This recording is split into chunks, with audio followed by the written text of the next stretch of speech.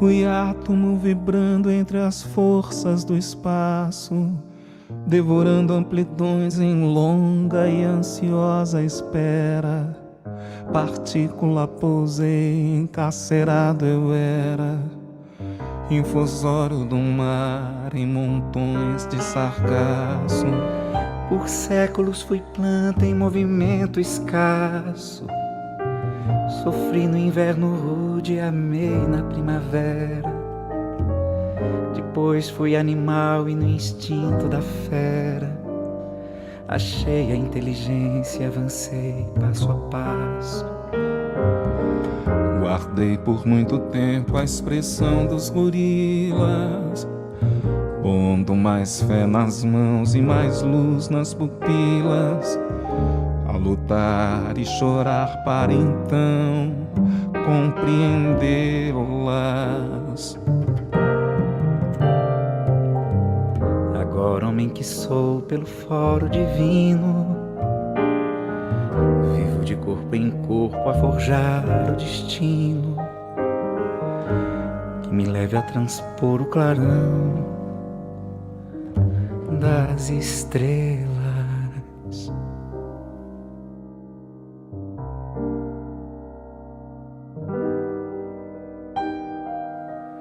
Fui átomo vibrando entre as forças do espaço, devorando amplidões em longa e ansiosa espera. Partícula pousei, encarcerado eu era, infusório do mar em montões de sargaço. Por séculos fui planta em movimento escasso. Sofri no inverno rude e amei na primavera. Depois fui animal e no instinto da fera achei a inteligência e avancei passo a passo. Guardei por muito tempo a expressão dos gorilas, pondo mais fé nas mãos e mais luz nas pupilas, a lutar e chorar para então compreendê-las.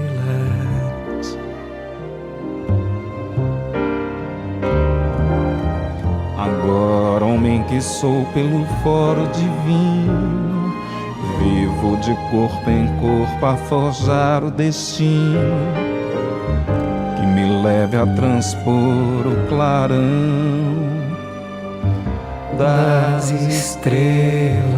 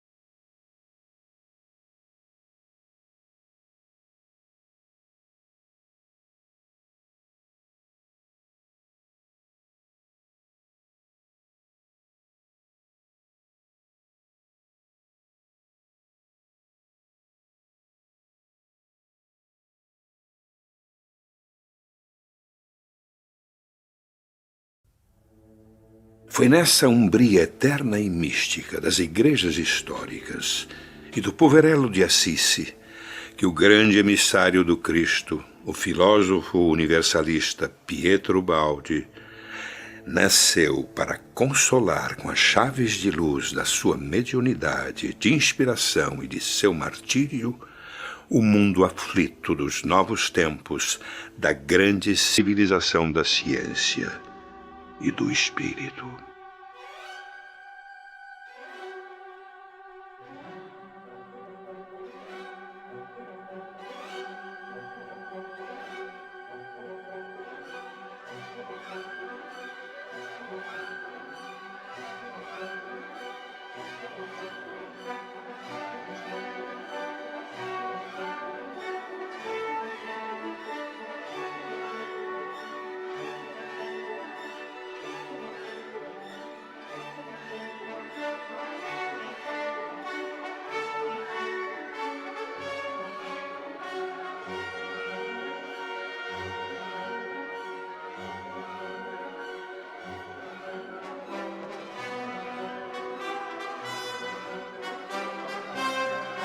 Nascido em 18 de agosto de 1886 em Foligno, Itália, filho de Santi Ubaldi e Lavinia Aleori, ele, homem bom de típica família abastada italiana, ela, única herdeira do título de condessa, da fortuna e das terras deixadas pelos pais. Do casamento nascem 6 filhos, sendo o penúltimo o menino Pietro. Quis o destino que o parto não fosse realizado no Palácio Aleori Ubaldi, residência da família que estava em reformas, mas sim nesta casa modesta da rua Maurício Quadrio. Foi batizado na Catedral São Feliciano. São Feliciano é o padroeiro da cidade de Foligno. Ele teve uma infância, portanto, muito abastada. Não lhe faltava nada, nem babá para acompanhá-lo, para que ele não andasse sozinho na cidade, nas ruas, quando era pequenino. E mesmo até para levar ao colégio, quando ele fez a escola elementar. Era um homem, portanto, com todo o conforto que a vida proporciona aos ricos e aos verdadeiramente ricos.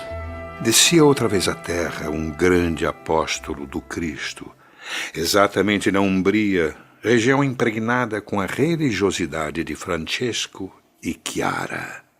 Desde criança, percebe as possibilidades sensoriais e perceptivas do seu organismo físico. De família católica, Ubaldi, que reside a 3 minutos da Catedral de Foligno, a qual frequenta com regularidade durante a sua infância. Numa tarde, na missa, tem uma visão mediúnica. Uma luz amiga fluía do alto. Não sabia como. Conta o fato ao pároco e aos seus pais, mas eles não acreditam. Diante da insistência, proíbem-no de tocar no assunto. Vive sua infância como qualquer garoto de sua idade. E ele fez a escola elementar em Foligno, fez o ginásio em Roma, fez o Liceu Spoleto e imediatamente cursou a universidade. Na adolescência, seus pais levam o jovem Pietro Ubaldi para a capital italiana, onde, por imposição, estuda Direito na Universidade de Roma, embora preferisse medicina. Todo o tempo era aproveitado, seja aprendendo línguas, que era poliglota, seja fazendo o curso de piano e fazendo o curso de jurisprudência na Universidade de Roma. Pietro Ubaldi conclui o curso universitário com a tese de doutorado, A Imigração Transatlântica, especialmente para o Brasil, onde analisa os impactos e possibilidades econômicas advindas do fluxo migratório europeu. A tese dele no doutorado foi sobre o problema da imigração transatlântica, particularmente no Brasil. Como é que a gente observa lá no eu interior, né, na caixinha do supranormal, havia uma ligação, né, do Brasil. A pátria do Evangelho, coração do mundo, já pulsava em seu destino. Como prêmio por sua formatura, seus pais lhe oferecem uma viagem aos Estados Unidos, onde passa 6 meses. Si è occupato di tante cose tecniche e letterarie, artistiche, come ha studiato diverse lingue, quindi era portato non era pigro, non era introverso, aveva tutte queste qualità positive per le quali si può pensare che fosse intelligente. E dopo invece è cambiato nettamente, rinunciando a tutto questo per una missione superiore. Quando jovem, Ubaldi lê o Livro dos Espíritos, o Livro dos Médiuns e o Evangelho segundo o Espiritismo, identificando-se totalmente com os conceitos apresentados na obra do educador e filósofo francês Allan Kardec. Ele tomou conhecimento da obra de Kardec em 1911, quando ele se formou advogado. Ele passou a pertencer a um grupo que estudava a obra de Kardec. E ele aí ficou conhecendo toda a obra de Kardec. Portanto, quando ele, nesse período, quando ele se forma e se dedica à cultura também. Não é só formar-se advogado. Ele já fazia isso, como dissemos, durante o período de estudo da jurisprudência. Ele estudava filosofia, religião, etc. De volta a Foligno, seus genitores têm planos para o jovem advogado. Um homem na sua posição social precisa se casar.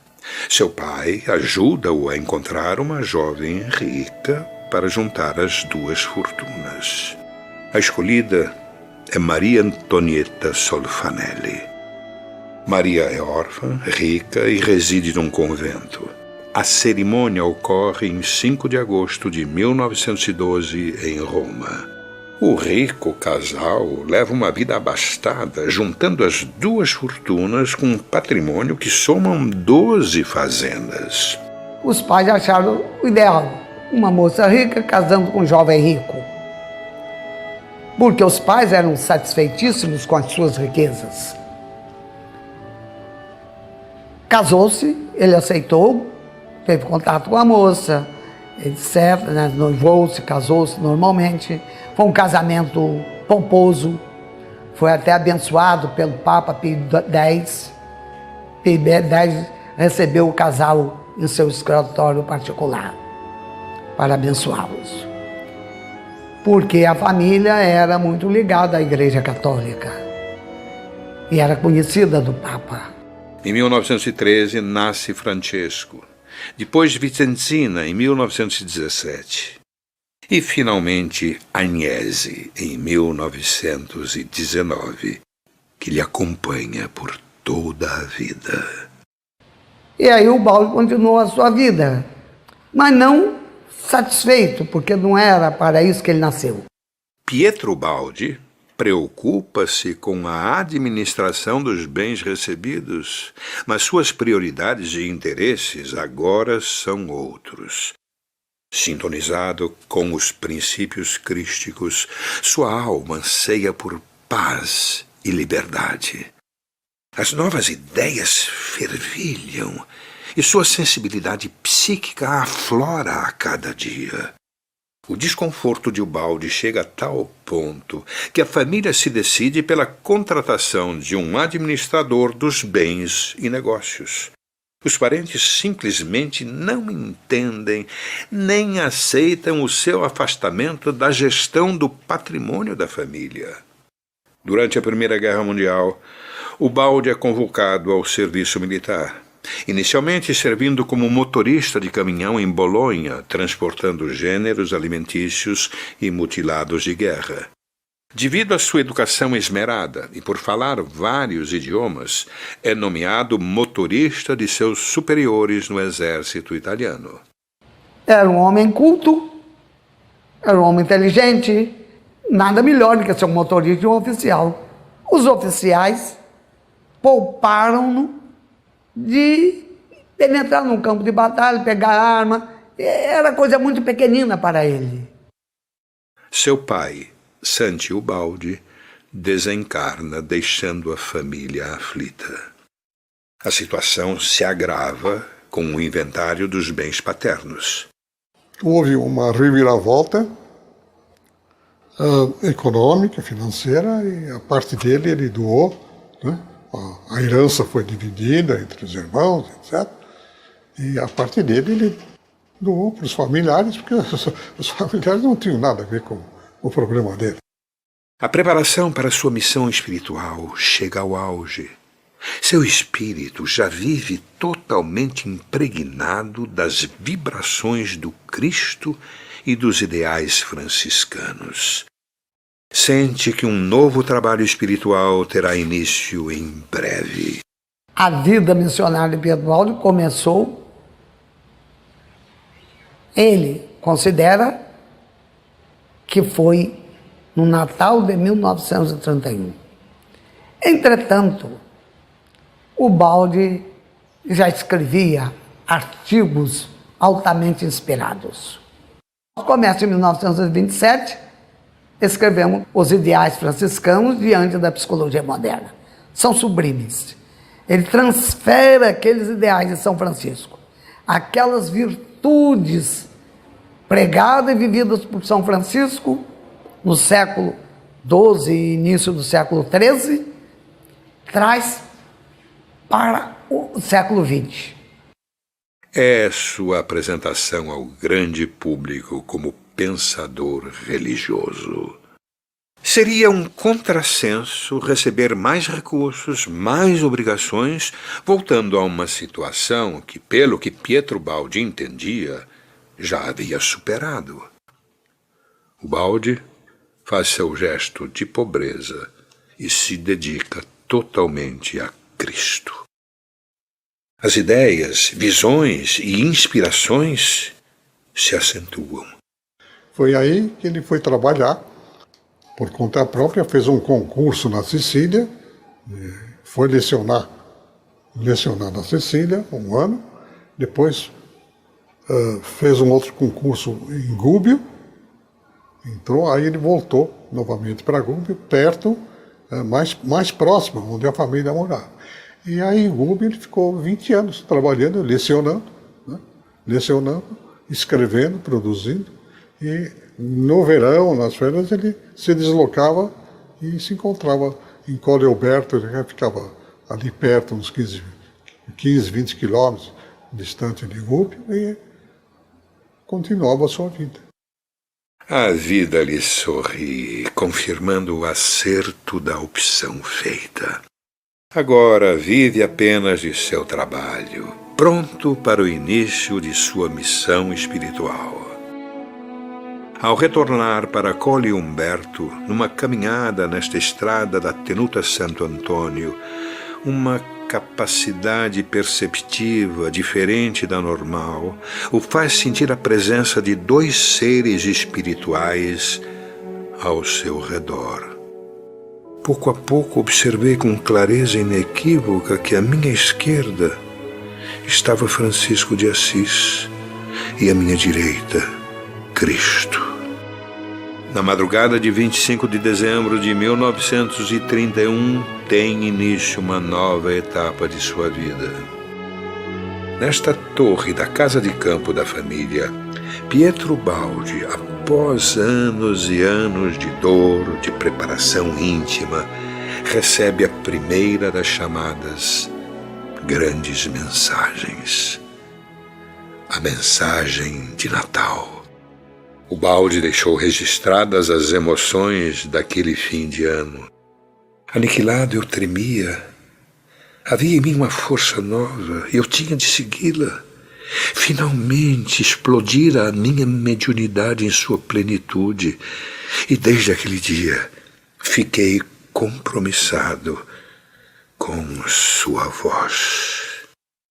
No verão de 32, iniciou a Grande Síntese. E a missão continua. a missão dele aí é o terceiro período da vida dele. É uma vida toda de missionário. Aí aquele Pietro Baldi, que existiu até 1930, vamos dizer, colocando o 31 como um ano de adaptação a uma nova existência, mesmo carnal, mesmo nesse mundo, há uma diferença muito grande, porque aquele passado é um passado muito ligado ainda à matéria, ao espírito também, matéria, espírito, matéria, energia e espírito. Então é aquele passado muito ligado à matéria, como nós já vimos. Esse outro é um passado somente ligado ao espírito. Aquele Ubaldi non esiste mais. Lui stesso, in un suo libro, sostiene di avere vissuto la prima fase, quella italiana, come una intuizione di ispirazione, come se questa voce, questa visione gli si presentasse. E lui si è abbandonato, si è fatto accogliente di notte con la musica a questa voce. Quindi una prima fase ispirativa, una fase in cui lui stesso sostiene di essere stato uno strumento e di essersi fatto ispirare. Quem seria aquela voz arrebatadora, capaz de mensagem tão sublime e encantadora? A revista Ali del Pensiero de Milão questiona: quem é essa sua voz? Essa entidade anônima que transmite escritos tão elevados e poderosos? No Brasil, a Federação Espírita Brasileira do Rio de Janeiro publica em 1932 a primeira obra mediúnica do jovem Francisco Cândido Xavier, Parnaso de Além-Túmulo. Os dois grandes médiuns cristãos começam simultaneamente o prosseguimento do trabalho dos precursores. Na Páscoa do mesmo ano, Ubaldi recebe a segunda das grandes mensagens, denominada Mensagem da Ressurreição. Seguindo os caminhos já abertos pela mensagem do Natal, a mensagem da ressurreição foi também reproduzida em diversos países. Em 2 de agosto de 1932, no dia do perdão da Porciúncula, Ubaldi recebe a magnífica mensagem do perdão. A identificação com o próprio Cristo foi percebida por renomados estudiosos. Ernesto Bozano, ao comentar a mensagem do perdão, não hesita em indicar para o próprio Ubaldi a fonte inspiradora. Infere-se que se deve tratar nada menos que de Jesus Nazareno. No mês seguinte, começa a surgir na mente de Ubaldi a grande síntese. A mensagem do Natal ele recebe num período curto, que ele foi a Penusa Santo Antônio, estar com a família, porque ele estava trabalhando em Módica, a mais de 200 quilômetros, muito difícil a condução, etc. Ele veio estar com a família e cá ele, inesperadamente, começa a escrever, e é Cristo que dita a mensagem do Natal. Aquela mensagem o sacudiu, tomou de improviso, ele não esperava que fosse tão bela e que fosse de Cristo também. Mas ele percebeu. Ele então fez o seguinte, voltou para a Módica, datilografou a mensagem e enviou para a imprensa, para ver o que acontecia. E a imprensa foi unânime, opiniões de vários países. A mensagem era de Cristo. E ele chamava de sua voz. Ele dizia que era de sua voz, e a crítica espírita, principalmente, espiritualista também, e até não espírita, reconheceu que quem ditava a mensagem era uma entidade superior, que era nada menos, nada mais do que Cristo. Mas o que vem depois? A igreja dá o imprimato da mensagem. O bispo de Foligno deu um imprimato, dizendo que a mensagem era divina, que a mensagem era do céu, serve o seu imprimato, selando a mensagem com uma mensagem extraordinária, porque havia, naturalmente, liberdade do bispo de uma cidade de emitir sua opinião. Roma ficou calada, não se manifestou. Veio a segunda mensagem, já não tem um imprimato do bispo, porque começa a revelar muita coisa elevada demais para a igreja conceber. Non ha accettato quello che ha scritto, anche se tutto sommato non era contro la Chiesa quello che ha scritto. Però la Chiesa è abituata ad essere prima interpellata e poi dare il suo consenso, guardare prima, controllare prima. E questo Lubaldi non l'ha fatto e la Chiesa lo ha subito castigato. Quando termina, ele lê a mensagem, diz ele que ele chorou. Chorou por quê? Porque a mensagem era elevada demais para a capacidade dele espiritual. Ele na sua modesta. Em janeiro de 1933, começa a publicação de A Grande Síntese na revista Ali de Pensiero de Milão.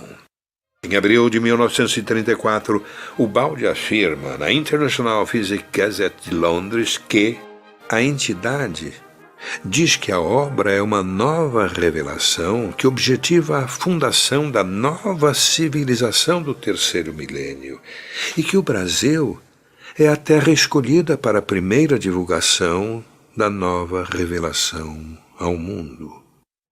Em 1933, Ubaldi recebe na Páscoa mais 2 mensagens, trazendo da Galileia aquela voz inconfundível, a mensagem aos cristãos e a mensagem aos homens de boa vontade.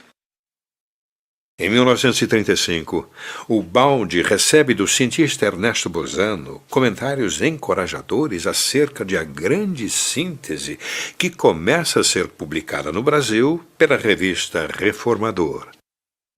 Em 18 de outubro, recebe nova carta de Bozano sobre A Grande Síntese. A onda de inspiração supranormal lhe ditou a mais extraordinária, concreta e grandiosa mensagem mediúnica de ordem científica que se conhece em metapsíquica. Nos verões, onde ele deveria descansar, ele produziu um monumento que é A Grande Síntese, que não é o conhecimento em si, é a síntese do conhecimento. E que a ciência ainda, ignorando esse livro, né, não compreendeu a síntese do conhecimento. Ainda a gente nota em algumas entrevistas, etc. É necessário se encontrar uma síntese, né, porque senão a ciência vira uma colcha de retalhos. É tanta coisa, é preciso uma síntese. E o Ubaldi fez a grande síntese, né, da matéria, desde a infraestrutura do átomo até o ápice do psiquismo, né, que o indivíduo encontra, que é a arte, a espressão da arte, da mistica, etc. In Italia il suo messaggio, nella prima fase, è stato un messaggio di concetti che nella grande sintesi sono partiti e che forse non sono stati compresi perché i tempi non erano maturi.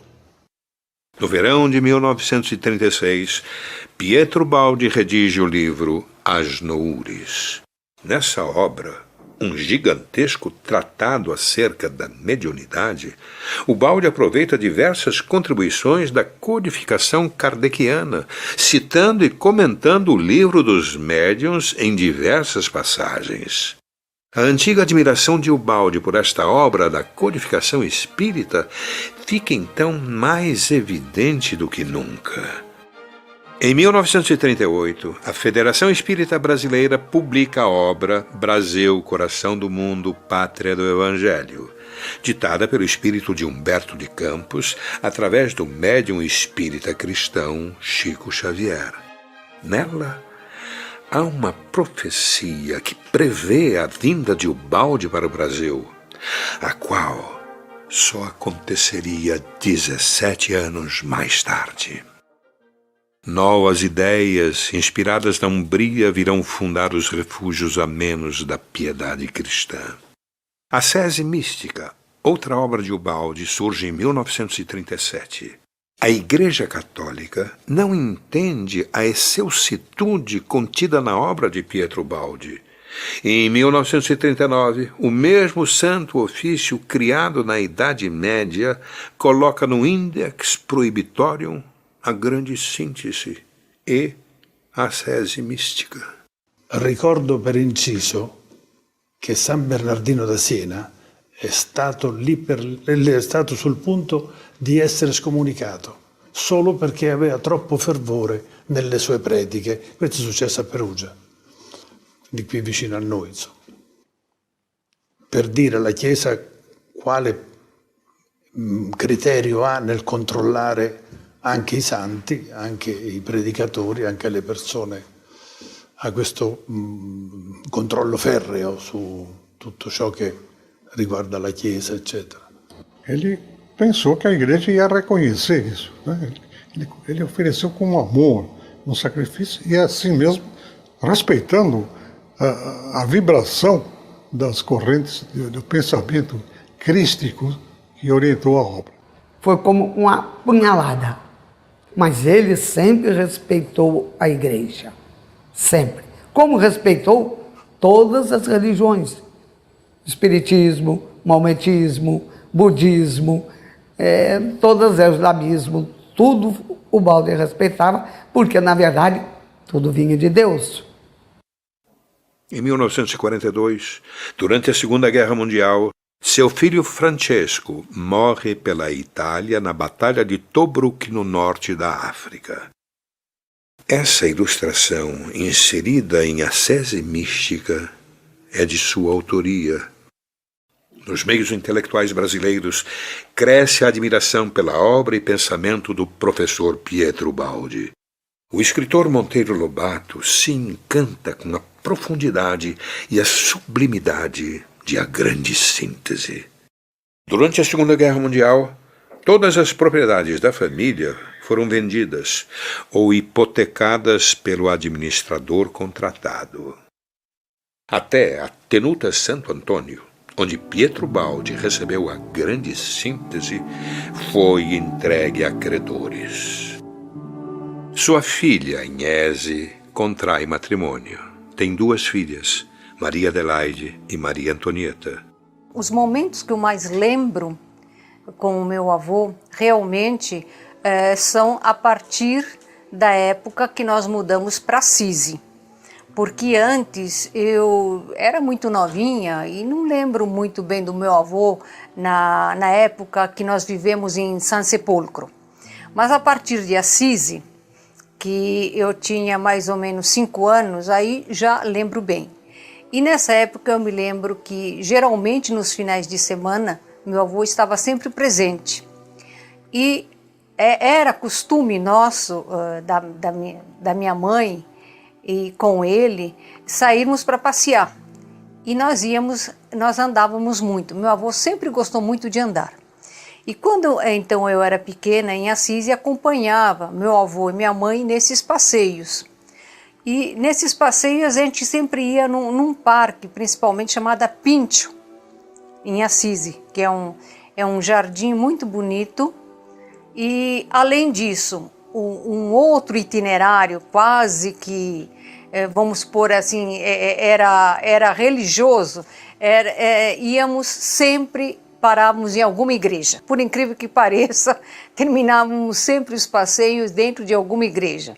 Ou a igreja de Santa Clara, ou a igreja de São Francisco, a Catedral de São Francisco, de São Damião. Sempre acabávamos por entrar em alguma igreja. E nesse momento, eu me lembro bem que minha mãe sempre pedia que eu fizesse silêncio, porque como criança pequena sempre tem muitos interesses, então o meu avô sempre ficava muito silencioso e com certeza estava rezando internamente, né? Aí depois nós saíamos e voltávamos para casa. Com o aumento da família, crescem também as dificuldades financeiras. Agnese separa-se do marido e busca trabalho. O professor Pietro Baldi contribui com o que pode. O pesquisador e intelectual brasileiro Canuto Abreu visita Pietro Baldi na Umbria para lhe falar sobre a aceitação de sua obra pelos brasileiros. Em 1948, o Baldi conclui outro livro, Problemas do Futuro. Volta a aprofundar algumas das questões mais críticas para a ciência moderna. O contínuo espaço-tempo, o espaço curvo e sua expansão, a evolução das dimensões e, finalmente, a relação entre a ciência e Deus.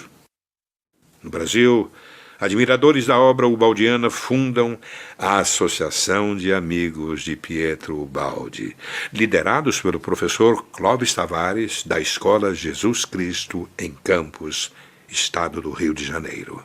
O objetivo da associação é a divulgação da obra do apóstolo da Umbria. Ele viu o Brasil como a pátria do Evangelho. Ele viu isso. E a correspondência dele com Clóvis foi uma coisa muito bonita. E Clóvis se encantou pela grande síntese. E o professor Baldi manifestou vontade de visitar o Brasil. Então ele promoveu isso. Promoveu junto à Federação Espírita de São Paulo, a União Espírita Mineira. Uma quantidade de pessoas muito grandes da Escola de Jesus Cristo que ficaram assim, muito entusiasmados com a mensagem confortadora e renovadora da grande síntese, né? E na época, então, meu pai organizou um curso na Escola de Jesus Cristo sobre o estudo da grande síntese. E muitas pessoas procuravam vencer as dificuldades da parte química, né, da parte da física, mas entender um pouco a mensagem de que a lei é uma só. A grande mensagem da grande síntese é que a lei é uma só. Lei física, moral e espiritual é a mesma lei que rege todos os fenômenos da natureza. Pietro Baldi termina, em 1949, o livro Ascensões Humanas, onde comenta o mundo pós-guerra e a construção da nova civilização do espírito, prevendo ainda o fenômeno a que hoje chamamos globalização. Em 1950, a Associação de Amigos de Pietro Baldi recebe adesões de diversos estados e torna-se a Associação Brasileira de Amigos de Pietro Baldi. O Clóvis Tavares convida, porque foi quem tinha relacionamento com Pietro Baldi. Convidado, o Clóvis, como eu já disse, aquele fervoroso lutador, aquele quer vencer, e assim ele criou uma associação. Primeira coisa, vamos criar uma associação. Criou uma associação chamada Associação dos Amigos de Pietro Baldi, em Campos, para Campos. E de repente essa associação ganha uma dimensão fora de Campos, quer dizer, fora do nosso estado também. Em 1951, o objetivo do grupo agora é trazê-lo ao Brasil para uma série de conferências. Tomando conhecimento desse movimento, o Baldi envia-lhes a mensagem aos amigos brasileiros. Da minha histórica Itália, da Europa esgotada por tantas guerras, envio-vos minha primeira saudação, queridos amigos brasileiros, porque em 1951 estarei convosco, de julho a outubro. Em 1951, Pietro Baldi conclui a primeira etapa de seu trabalho, a parte italiana constituída de 10 volumes com o maravilhoso Deus e Universo. Antes de partir para o Brasil, o Baldi envia para os brasileiros a sua segunda mensagem. Li nesses últimos dias, pela primeira vez, o belo livro Brasil, Coração do Mundo, Pátria do Evangelho, que me impressionou pela sua perfeita aderência ao meu ideal e missão. Ele foi escrito em 1938 e concorda com tudo o que eu disse em a apresentação e programa em fevereiro de 1934. Isso é há 17 anos. E eu, nessa época, nada conhecia do Brasil. Como poderia sabê-lo? Compete à Comissão Central, presidida por Edgar Arbon, a fazer toda a programação da visita de Ubaldi ao Brasil. E a Clóvis ser o intérprete, porque ele já sabia italiano, havia traduzido vários livros de Ubaldi e falava fluentemente o italiano.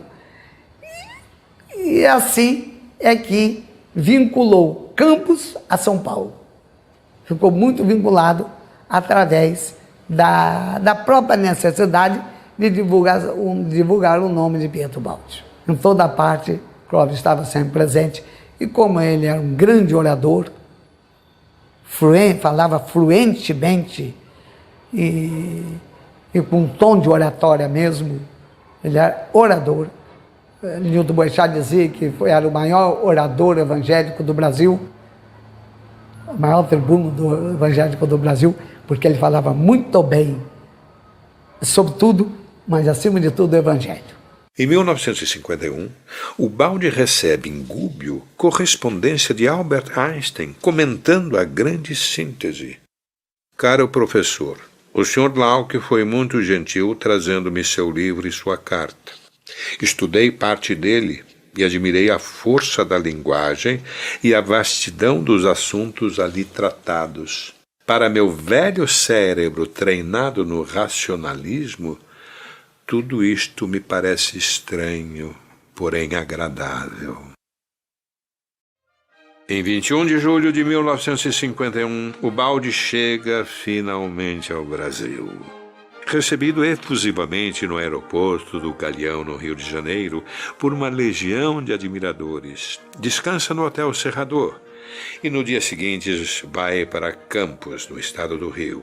Permanece nesta casa simples, anexo à Escola Jesus Cristo. A Profecia do Espírito de Humberto de Campos, em Brasil, Coração do Mundo, Pátria do Evangelho, psicografada por Chico Xavier, publicada 17 anos antes, estava certa. Novos profetas chegaram da Umbria distante. Uma semana mais tarde, Pietro Ubaldi, seu fiel amigo e intérprete Clóvis Tavares, saem de Campos para um ciclo de 80 conferências nas principais capitais e cidades brasileiras, de norte a sul do país. Os assuntos abordados foram o Evangelho do Cristo, reencarnação, ciência e o mundo pós-guerra. Em 30 de julho, no Rio de Janeiro, o universalista cristão Pietro Ubaldi visita a sede da Federação Espírita Brasileira, casa máter do espiritismo cristão no Brasil. Pietro Ubaldi fica impressionado com a imensidão do movimento espírita brasileiro. No mesmo dia, Ubaldi e sua comitiva foram recebidos no Palácio do Catete pelo então presidente da República, Getúlio Vargas. Em 17 de agosto, Ubaldi visita em Pedro Leopoldo, Minas Gerais, o médium espírita Chico Xavier. Essa visita está registrada aqui pela câmera do intelectual e pesquisador César Burnier. Era a véspera do seu 65º aniversário. Foi um encontro maravilhoso como nunca houve entre duas almas tão elevadas. Estava programado que à tardinha, ao anoitecer, eles estariam juntos, ele e toda a comitiva. Na residência do Dr. Romo Joviano, na Fazenda Modelo. Ao todo, 12 pessoas. Estava também programado que eles teriam uma reunião mediúnica. Quer dizer, eles iam sentar-se à mesa, 12 pessoas, 5 de cada lado, uma de uma cabeceira e outro em outra. E começou a escrever uma mensagem, chegado no momento certo. E o outro imediatamente começou outra mensagem. Os dois escrevendo ao mesmo tempo. duas longas mensagens que nós vamos encontrar na biografia de Pietro Baldi, uma chamada Mensagem de Sua Voz e outra Mensagem de São Francisco de Assis. São Francisco de Assis por Chico Xavier. Sua Voz por Pietro Baldi. Chico Xavier surpreende o ilustre visitante com a percepção de familiares já falecidos de Ubaldi, que também participavam daquele encontro. Declara o médium espírita mineiro que dele se aproximou uma entidade espiritual, revelando chamar-se Lavínia e ter sido mãe do professor Ubaldi. Abraçou o filho carinhosamente, dizendo: para Cristo ele é um apóstolo, para mim será sempre o meu bambino. E entre expressões afetuosas chamou-lhe meu garofanino. Chico assinalou ainda a presença do filho do professor, morto na Segunda Guerra Mundial na Batalha de Tobruk, no norte da África, o jovem Franco Ubaldi. O professor Ubaldi, feliz e comovido, sentindo igualmente a presença maternal, comprova tudo, declarando que era com esse vegiativo que a sua mãezinha o apelidava ternamente quando pequenino: meu garofanino, meu pequeno cravo. Outro fato interessante foi Chico Xavier registrar a presença de uma irmã de Pietro Baldi, que veio em companhia de Dona Lavínia, sua mãe, e de Franco, seu filho. Ela afirma se chamar Maria.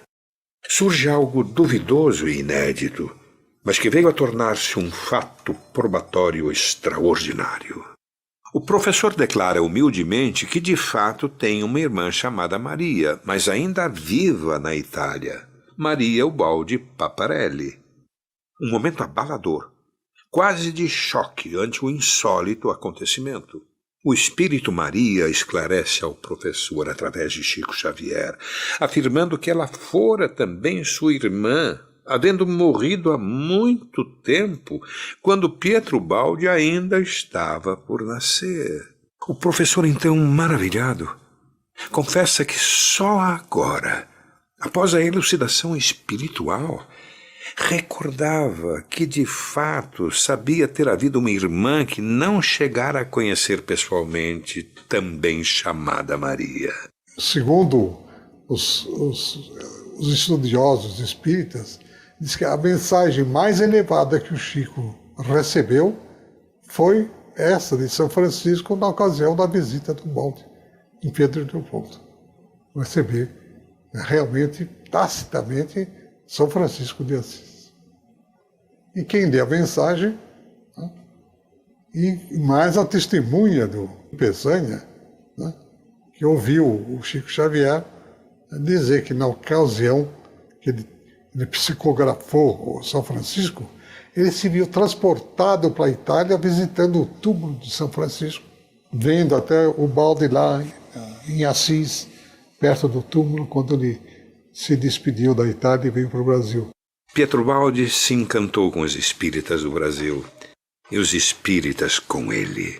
Da sua última conferência na Federação Espírita do Estado de São Paulo, Pietro Baldi relata aos ouvintes detalhes de seu encontro com a obra do educador e filósofo francês Allan Kardec. A primeira concepção que me nasceu no cérebro sobre a reencarnação foi há muito tempo. Eu tinha aproximadamente 26 anos e vivia em dúvida completa, pois, já golpeado profundamente pela dor, não conseguia atinar com as suas causas. Por obra da providência, caiu em minhas mãos o Livro dos Espíritos de Allan Kardec, ao qual devo a primeira orientação e a solução positiva do problema mais complexo que mais de perto me interessava, considerando a minha condição de ser humano. A vila de Pietro Baldi, no Brasil, fazia parte da sua vida na Terra, sua vinda à Terra, como missionário de Cristo. Por quê? Porque o Brasil era uma terra preparada para receber a sua mensagem. Ele não esperava que no Brasil houvesse uma recepção tão grande já que não tinha nenhuma na Itália. A Maratona de Pietro Baldi no Brasil termina em novembro de 1951, com um convite na bagagem: mudar-se para o Brasil. Afinal, em 1952, estaria se aposentando como professor de inglês. Sua família já não tinha nenhum patrimônio. Estavam pobres. No Brasil, poderia viver dignamente com sua aposentadoria e com os direitos das vendas de sua obra. O apóstolo da Umbria acalentava com carinho especial a ideia. Trazia ainda vivas as carinhosas lembranças do contato com o Brasil. Sabia agora o quão fértil se mostrava a alma brasileira para a semeadura espiritual. Sua voz traz-lhe a orientação necessária. Prepara-te. Viajarás com toda a tua família no final deste ano. O próximo Natal passarás no Brasil. O candidato à presidência da República, ex-governador Demário Barros, patrocinou a vinda dele com a família, para ele vir morar no Brasil. Em 25 de novembro de 1952, o Baldi e sua família partem para o Brasil a bordo do navio Augustus, saindo do porto de Gênova. Na bagagem, poucos pertences de uma família pobre e digna. Na época da viagem, eu não sabia muito bem o que era o Brasil, na verdade, né? Sabia que nós íamos para longe, para um país muito distante, e eu me lembro que o meu avô levou prospectos do navio muito bonitos, coloridos. Eu me lembro que tinha um arco-íris e assim na capa, e mostrava do navio para entusiasmar, talvez, para que nós não tivéssemos medo de enfrentar uma viagem tão longa em alto mar. Então ele comentava assim, como uma espécie de uma fábula, ele falava do Brasil assim como realmente uma terra abençoada, um país prometido, realmente. Então eu tinha muita vontade de embarcar logo, e eu sempre perguntava para minha mãe, quando que nós vamos embarcar? Quando que nós vamos embarcar? Em 8 de dezembro, após 12 dias de viagem, aportam em Santos. A família Ubaldi é recebida por um grupo de amigos e admiradores de sua obra. Desembarcam em solo brasileiro. Ubaldi, sua esposa Maria Antonieta, sua filha Inese e as duas netas ainda menores, Maria Antonieta e Maria Adelaide. Eu lembro do momento que nós descemos do navio, que tinha um monte de gente lá e eu fiquei assim, vamos supor assim, não estava habituada. Eu me escondi atrás da minha mãe, porque eu falei, que é isso, mamma? Que é questo, mamma? Porque eu não entendia. Eu sabia que o meu avô escrevia, mas não sabia até aquele momento, eu não tinha percebido, não tinha capacidade de entender a grandiosidade da obra dele. Nunca mais Ubaldi sairia do Brasil. A família instala-se nesse prédio em São Vicente, São Paulo. Pobre Ubaldi. Mal sabia o quanto esse descanso inicial lhe seria importante para enfrentar os constrangimentos que teria logo pela frente. Chegar ao Brasil, imbuído dos melhores propósitos. Sentia nos brasileiros todo o potencial para receber a obra e entender a profundidade de sua significação espiritual. A recepção, em 1951, fora calorosa. Seus leitores e o público de suas palestras mostravam-se ávidos de luz e esclarecimento. Ubaldi recebia palavras de ânimo e promessas de garantias necessárias para o sustento de sua família e o prosseguimento de seu trabalho. Tudo seria arranjado para que a obra não sofresse solução de continuidade. O dinheiro prometido não chega. A pequena quantia que Ubaldi recebe de direitos autorais sobre as vendas de seus livros são insuficientes para a família sobreviver. De repente, Aquele senhor de 68 anos, responsável pela esposa doente, pela filha e 2 netas pequenas, que vive apenas da aposentadoria de professor, que mal fala o português e ainda se achando em terra estranha, vê-se diante da inglória tarefa de trazer para casa o pão de cada dia. A Inhésia, filha, tenta ajudar. Aprende rápido o português, corre à procura de emprego, à procura de amigos, tudo em vão. Os meses passam, a situação se agrava. Diante do caos em que se encontrava a família do apóstolo cristão vindo da Umbria, a única certeza era Cristo. Tu sempre foi uma pessoa assim que não tinha mácula, não tinha nada que eu desgostasse, que eu não gostasse dele. Nada, absolutamente nada. Tudo bem que minha mãe também colocava ele num pedestal, não é? E ele estava sempre sendo, vamos pôr assim, minha mãe sempre fazia com que nós respeitássemos e dessemos valor, entendêssemos o valor que ele tinha. Porque para uma criança não é muito fácil entender, vamos pôr naquela época, não era fácil para mim entender a grandiosidade dele. Mas minha mãe sempre tentou mostrar isso. Então, para mim, ele, não vou dizer que ele era um santo, mas ele era uma pessoa, vamos dizer assim, idolatrada. O Baldi sabia que não estava no Brasil por acaso, que tinha muito o que fazer e produzir, que havia ainda toda a chamada obra brasileira, os 14 livros para serem redigidos. Não podia parar. Em algum momento Cristo lhe ajudaria. Cabia-lhe trabalhar e esperar. Hoje eu entendo perfeitamente que se chega uma pessoa dessa categoria, não há dúvida que as pessoas se interessem e queiram conhecê-la e ficam aflitas e querem tocar. Eu entendo tudo isso, mas para a pessoa, no caso para o meu avô, que já era uma pessoa não nova, aquilo cansava tremendamente. Então, na época que nós moramos no edifício Iguaçu, lá na Avenida Manuel da Nóbrega, em São Vicente, que foi a primeira moradia fixa que nós tivemos no Brasil, vinham caravanas de ônibus visitar o meu avô. Então tocavam a campainha, minha mãe ia abrir a porta, às vezes 9, 10 da manhã, e tinha 20, 30 pessoas lá querendo visitar o meu avô. Então, realmente, às vezes o meu avô tinha escrito a noite inteira, porque ele costumava trabalhar mais de madrugada e escrever mais de madrugada até as 3, 4 da manhã. E então, por esse motivo, ele acordava mais tarde. Então, quando chegava às 9h30, 10 horas, abria-se a porta e tinha 20, 30 pessoas querendo conversar com ele e tendo viajado quilômetros e quilômetros, horas e horas, e claro que elas queriam ser atendidas.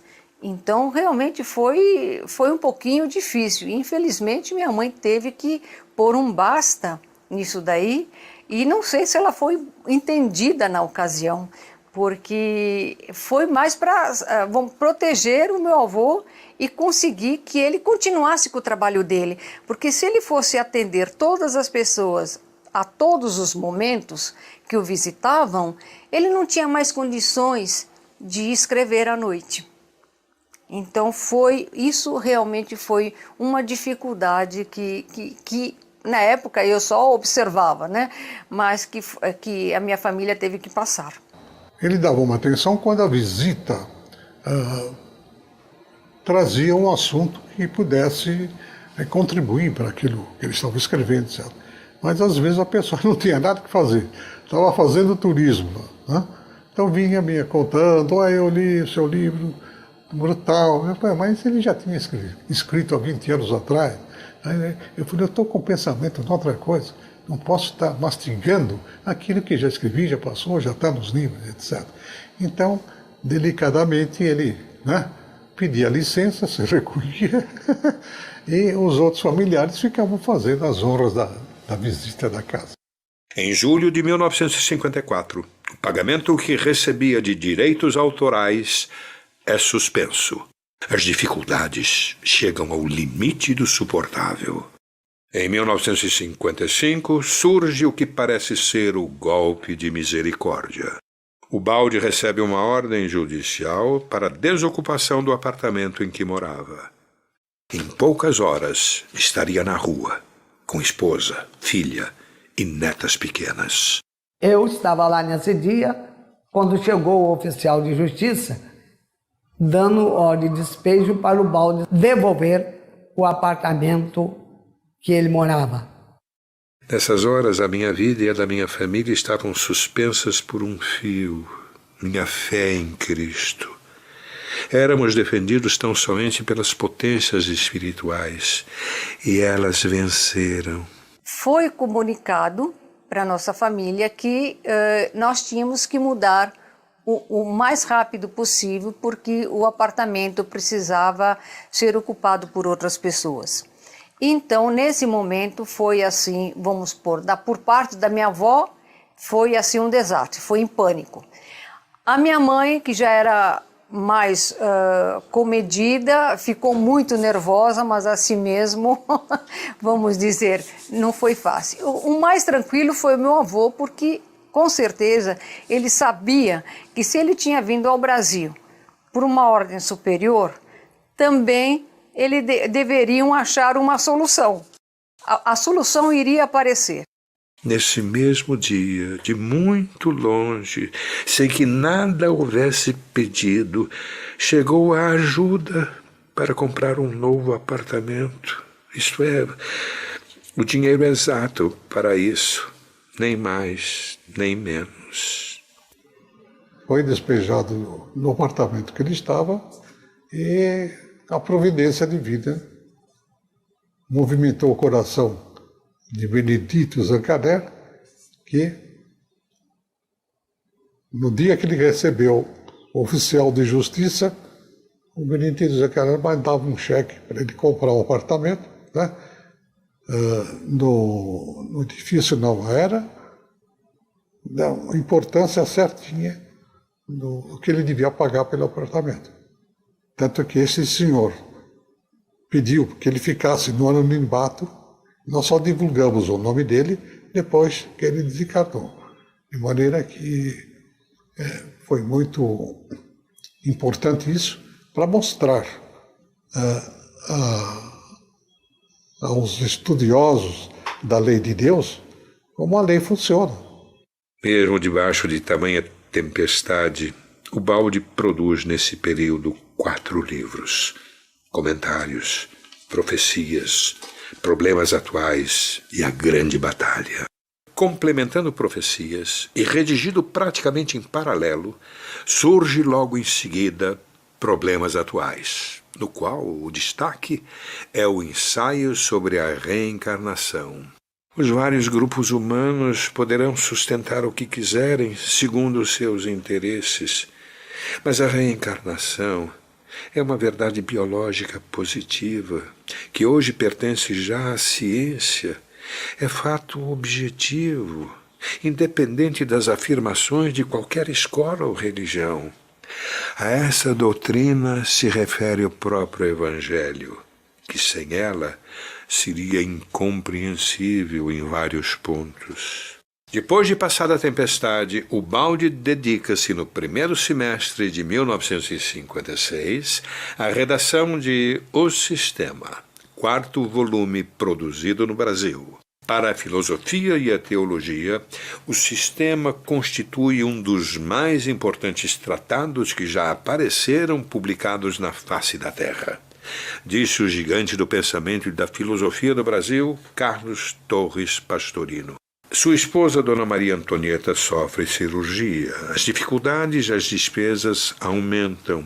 Sua filha Agnese, Cocosca, e os amigos Irene e Cláudio Picásio juntam-se ao núcleo baldiano de metafísica e fundam o grupo editorial Monismo para a divulgação da obra de seu pai e busca de novos recursos para a sobrevivência da família. O Monismo era um grupo idealista, não comerciante. Então, a preocupação era editar obras bem feitas, mas ele não tinha um esquema de colocar essas obras nas livrarias e de fazer uma boa divulgação. Então, houve um aumento nas vendas? Não houve um aumento nas vendas, pelo contrário. Não houve aumento nas vendas. Então, houve uma diferença, sim. Diminuíram certos problemas, aborrecimentos, mas em termos monetários não resolveu nada. Em 1958, Pietro Baldi conclui e publica Evolução e Evangelho. Em 1959 é a vez de A Lei de Deus. Recebe carta do presidente do Brasil, Juscelino Kubitschek, onde afirma ser admirador de sua obra. Em 1960, aos 74 anos, Pietro Baldi sente o cansaço do corpo físico. Mas a alma voa cada vez mais alto, alcançando níveis conceituais sempre mais surpreendentes.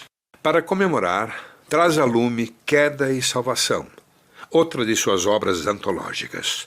Desta vez, o que talvez seja o mais arrojado e completo tratado de ética de todos os tempos. Em 5 de agosto de 1961, o poeta Carlos Drummond de Andrade se engaja na campanha pela indicação de Pietro Baldi para o Prêmio Nobel de Literatura. Em 30 de abril de 1963, desencarna sua esposa Maria Antonieta. Para mim, ficou um vazio imenso e uma tristeza de que não consigo me recuperar. Em outubro de 1964, Pietro Baldi propõe a adoção de sua obra pelos espíritas e provoca um visível atrito entre as duas filosofias reencarnacionistas cristãs.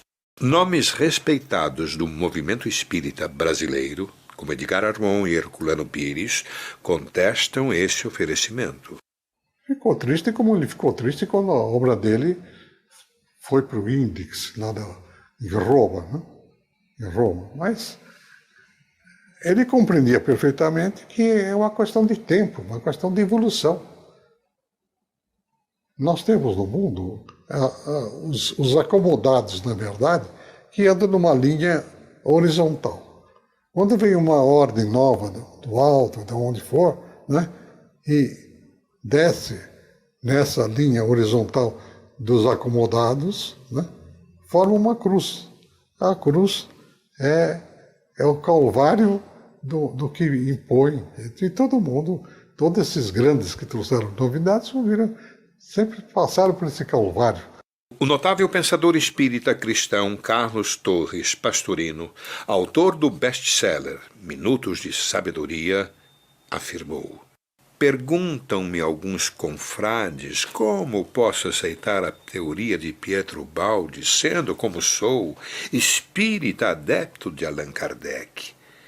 Confesso que não vejo nenhuma contradição entre as duas teorias.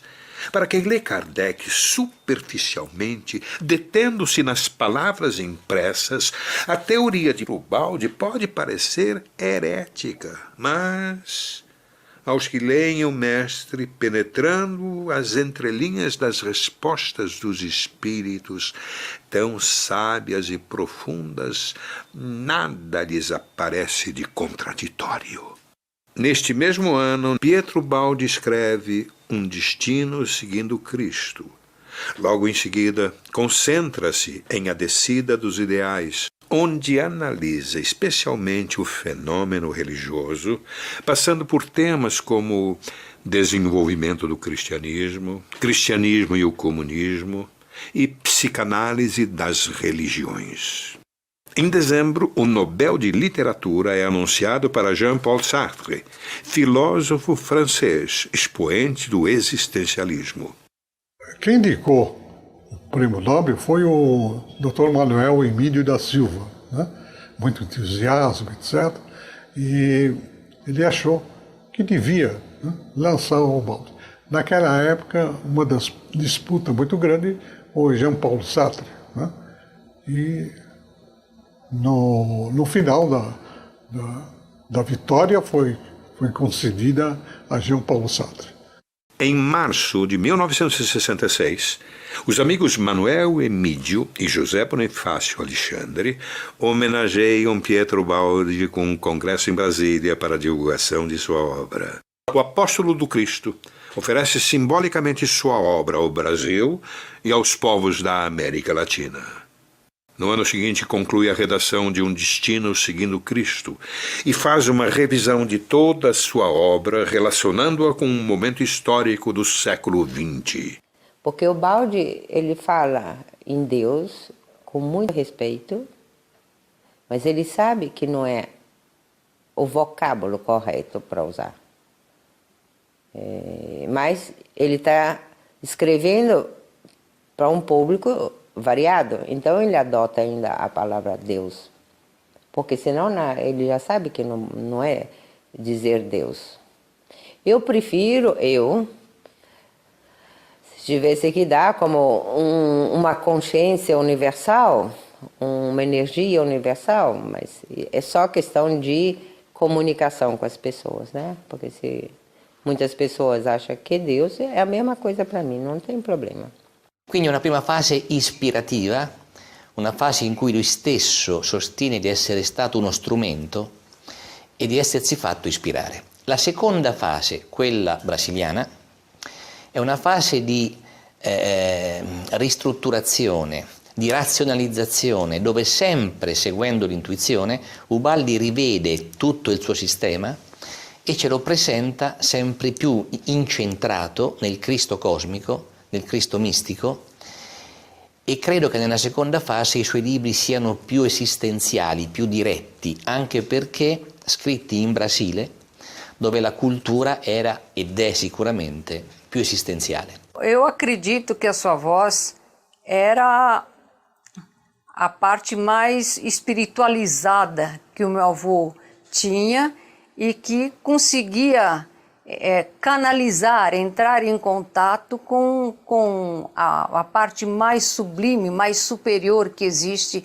no nosso universo, quando eu digo universo, não é um universo material, e que essa voz nada mais é talvez do que uma comunicação realmente de um aspecto muito divino, não vou dizer Deus, mas de um Cristo, realmente de um Cristo que conseguia, graças vamos dizer assim, a purificação que o meu avô tinha, conseguia se comunicar. Hoje, a indagação científica é muito grande e nessa indagação ele pode destruir qualquer coisa. Pode destruir. Então, em contraposição, vieram conhecimentos para suportar esse materialismo, vamos dizer, essa negação do mundo espiritual. Então a gente vê paralelamente juntando as duas coisas, nascendo e em plena explosão do materialismo, né, não se pôde negar o espiritualismo. Eu acho assim que ele trouxe para a gente alguns aspectos que o Espiritismo não detalha, tipo a lei de Deus, né? Se a gente lê o livro A Lei de Deus, você vê o Espiritismo ali, esclarecido com tanta didática, com tanta clareza, que qualquer um entende. Né? Como é que a providência divina funciona? Aí ele explica, ele coloca aquilo dentro de um esquema lógico que, sabe, dentro justamente daquilo que Kardec fala de uma forma mais sintética, mas, né? Não há nada do professor Ubaldi que contrarie o Espiritismo. Então, eu tenho, assim, muita admiração por ele. A presença dele causava emoção, lágrimas mesmo. Poucas pessoas não se comoviam com a fala dele. Era uma pessoa humilde, né? Desprendida. E um respeito imenso a Allan Kardec que ele tinha, né? E a Chico. A grande síntese se fundamenta na lei de evolução, na reencarnação, que ele chama de palingenesia, né? E também na existência de Deus, na existência de um moto criador e mantenedor do universo. Com Deus e o Universo, o livro que praticamente fecha a obra italiana dele, foi recebido assim, intuitivamente, né, em 1950 para 51, diz ele no prefácio que ele ficou 30 dias com pneumonia. Nós sabemos que nessa época os antibióticos ainda não estavam comercialmente sendo vendidos, né? Então ficou 30 dias com pneumonia no inverno e nesses 30 dias com febres muito altas, ele escreveu o livro Deus e o Universo. Foi um livro escrito em 30 dias. Então nós acreditamos que foi uma captação, uma nouri, né? Uma captação super consciente, né? Em que ele percebeu assim, mensagens que estavam assim, além da nossa concepção comum.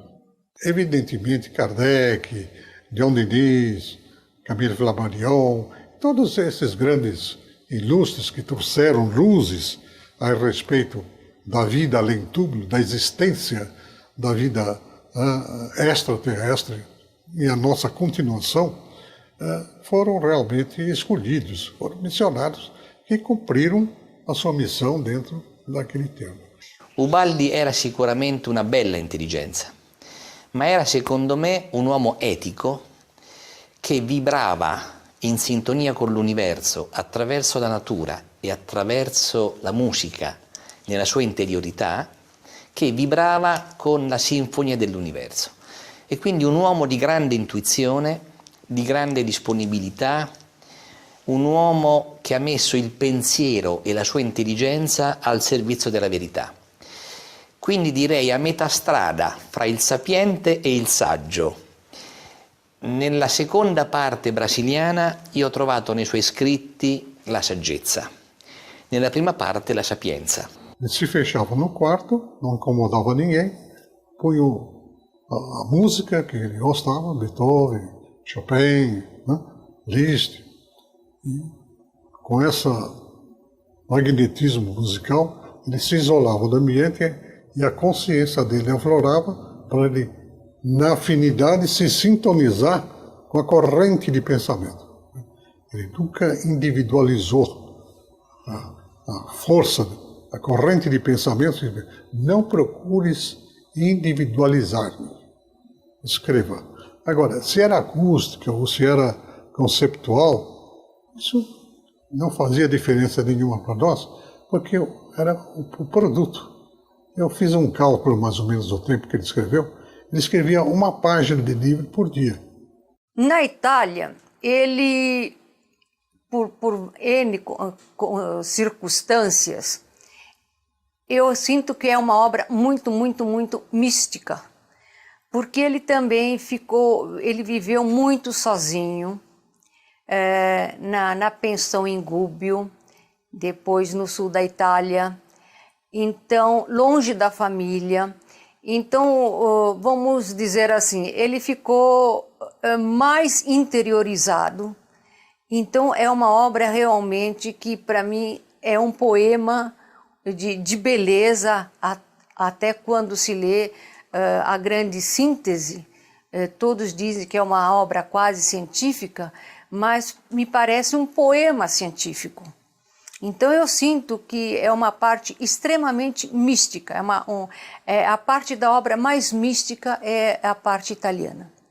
No Brasil, eu sinto já que ele precisou chegar até as pessoas. Então ele tinha que descer um pouquinho para que as pessoas o entendessem. Então ele fez uma obra mais psicológica, mais prática, mais acessível à maioria das pessoas. Na Itália, as pessoas que chegam muito para ler a obra de Pietro Baldi, é lógico, não é a pessoa ignorante culturalmente. São pessoas realmente com uma certa cultura. E ele não escreveu para as pessoas ignorantes.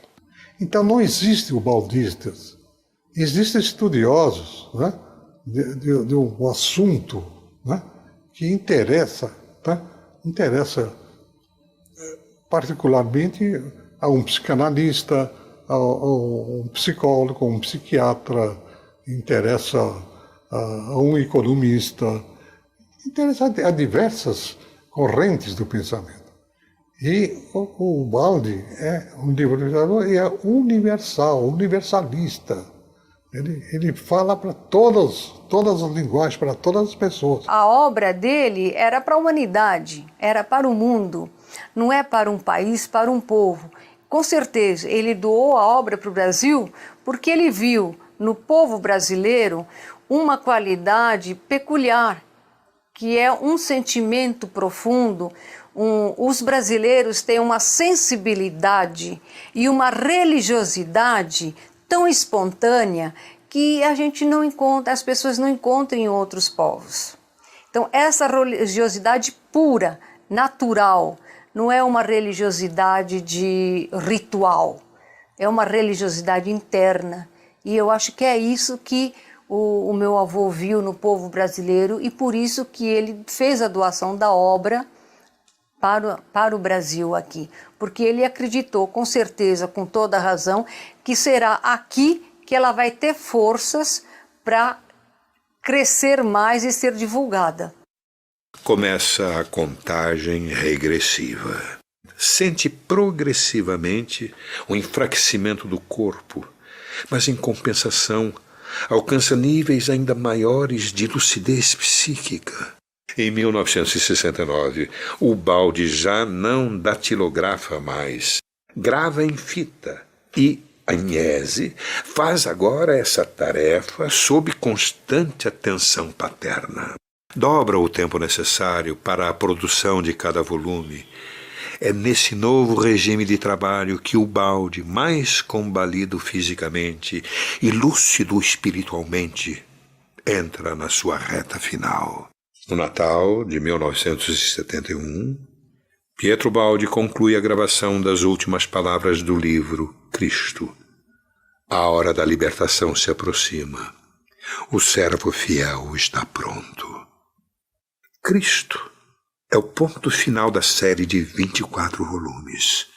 É um dos textos mais intrigantes e desafiadores da obra do apóstolo da Umbria, porque tem como um tema central a figura do Cristo, visto como nosso irmão na dor e na evolução.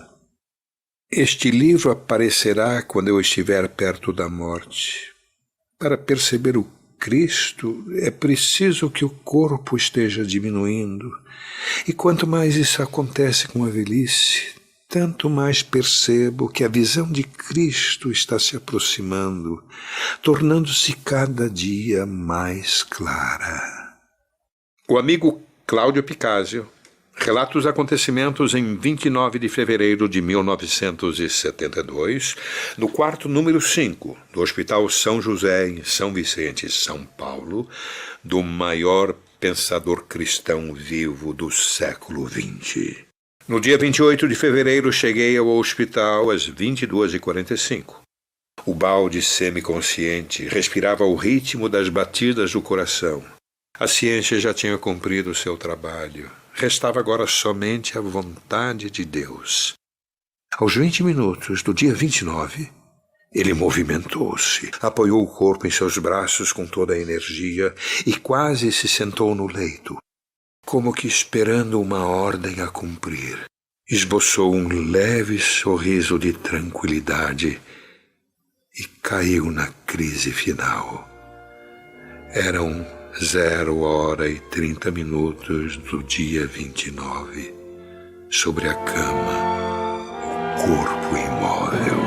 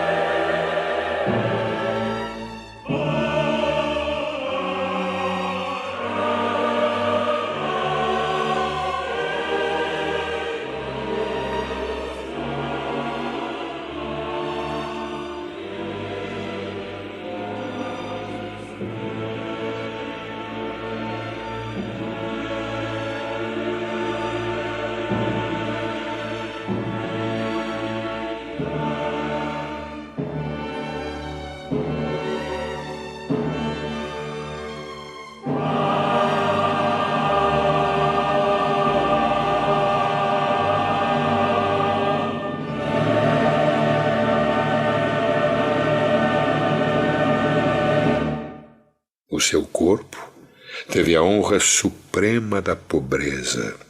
Os seus funerais não foram profanados pelos discursos, e sua morte não serviu de pretexto para expressões de vaidade de ninguém. Isto era o máximo, restituir à terra o que a terra lhe emprestara. O seu corpo foi salvo da mentira das honras humanas. Seu enterro foi também exatamente como o previsto em A História de um Homem quase 40 anos antes. Foi sepultado com simplicidade e pobreza. Se poucos se haviam preocupado com ele durante a vida, ninguém se preocupou durante a morte. A centenária revista Reformador noticia o falecimento de Pietro Baldi. Aos 30 minutos do dia 29 de fevereiro último, em São Vicente, São Paulo, vitimado por um edema pulmonar, desencarnou o conhecido médium e escritor religioso Pietro Baldi, com a idade de 86 anos, rigorosamente como ele profetizara em seu livro Profecias. Sua principal obra foi escrita em 1932 e lançada em português em 1939 pela Federação Espírita Brasileira em brilhante tradução de Guion Ribeiro, A Grande Síntese. Jornais, rádios e TVs do país deram a notícia sobre a desencarnação do apóstolo cristão italiano de Foligno, que teve como missão na Terra concluir sua magnífica obra no país, onde povos de todas as raças e credos vivem em paz. O Brasil, coração do mundo, pátria do Evangelho.